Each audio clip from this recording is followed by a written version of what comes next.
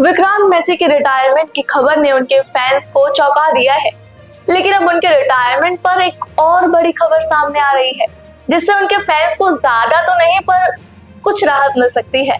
माना जा रहा है कि विक्रांत अपने रिटायरमेंट के फैसले को बदल सकते हैं।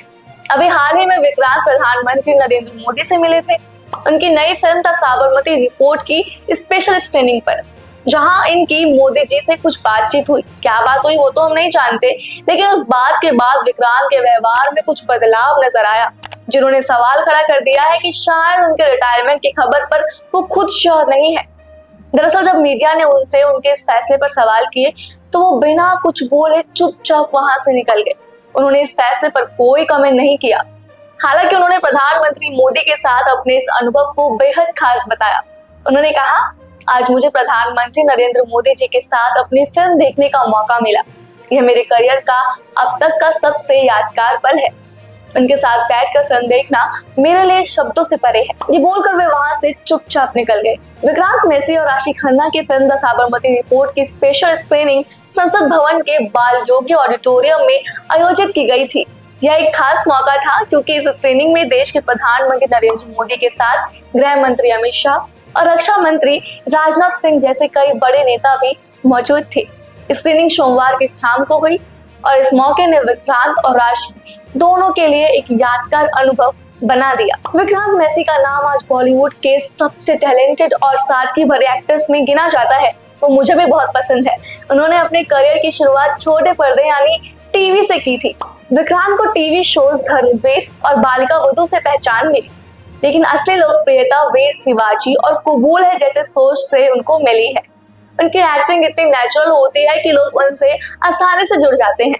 टीवी में अपनी पहचान बनाने के बाद विक्रांत ने फिल्मों की ओर रुख किया।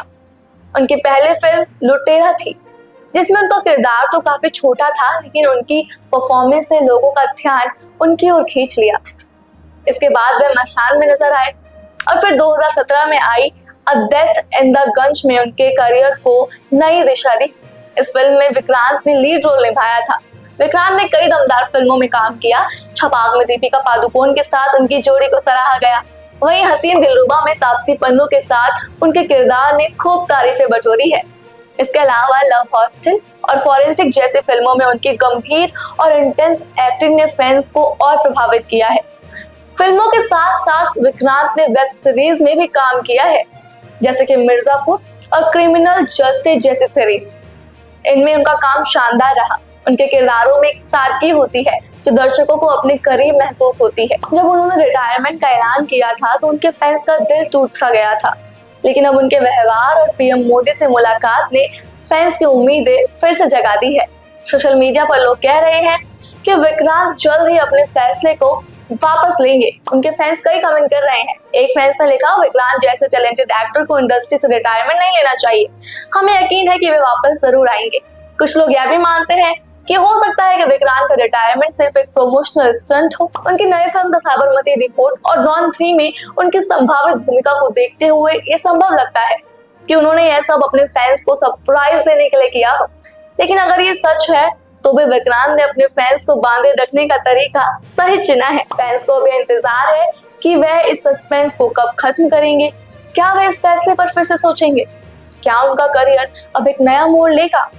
ये तो वक्त ही बताएगा, लेकिन फिलहाल हर कोई यह जानने को उत्सुक है कि विक्रांत आगे क्या कदम उठाने वाले हैं।